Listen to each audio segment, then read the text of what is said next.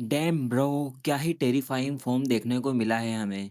भाई इस फ़ॉर्म को देखकर बाकियों के रोंगटे खड़े होने वाले हैं। गाइस फाइनली इमू ने अपना ट्रू फ़ॉर्म दिखा ही दिया। तो गाइस वन पीस चैप्टर 1191 के स्पॉयलर्स आ चुके हैं और चैप्टर का टाइटल है देयर स्टिल लोकी। यानी भाई चैप्टर से तो हमें पता चल ही रहा है कि लोकी फाइट में उतरने वाला है।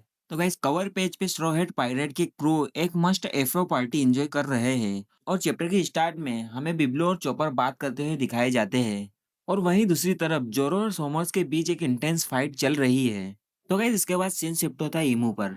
गपान के वो अटैक लगने के बाद इमू एक अपने नए फॉर्म में ट्रांसफॉर्म होता है जिसमें उसके 4 हॉर्न्स और उसके हाथ ब्लैक ओमेन से कोटेड हो जाते हैं और इमू अपने इस फॉर्म में स्कोपर गबान से कहता है कि मैंने कभी नहीं सोचा था कि तुम इतने स्ट्रॉन्ग बन जाओगे और अगर पता होता तो मैं तुम्हें भी रोक्स के साथ ही मार देता गॉड वैली में।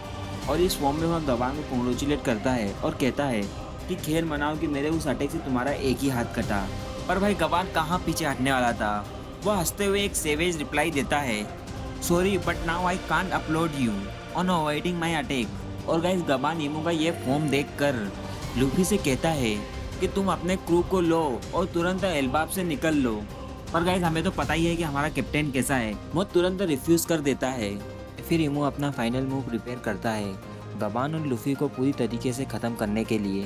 पर तभी गाइस वहाँ पर धमाकेदार तरीके से एक अजरुद्दीन की एंट्री होती है और वहाँ आते ही इमू को एक जोरदार पंच मारता है जिसके कारण वह इमू को उन दोनों से दूर कर देता है।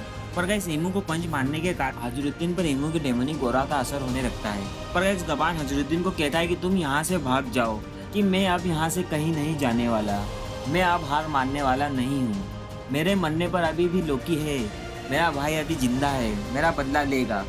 और उसका इतना कहते ही लोकी के धमाकेदार तरीके से एंट्री होती है। भाई ये तो वही सीन हो गया जैसे एवेंजर में थोर की एंट्री हुई थी। और गाइस दूसरी तरफ लूफी अपना स्टोर किया हुआ फूड खा के अपनी इंजरी को हील कर देता है। लोकी, हजरुद्दीन और लूफी वर्सेस इमू, ये तीनों मिलकर इमू पे एक जोरदार अटैक करते हैं जिसका नाम है गोकुकू शेवरेंथी, यानी अटैक ऑफ 3 जनरल्स। और इसी क्लिफ हैंगर के साथ यहाँ चैप्टर भी एंड हो जाता है। पर गाइस चैप्टर के अंत में हमें फिर से वहीं मिलता है, अगले वीक फिर से ब्रेक है। भाई मेरे को तो समझ नहीं आ रहा है वन पीस का चल क्या रहा है।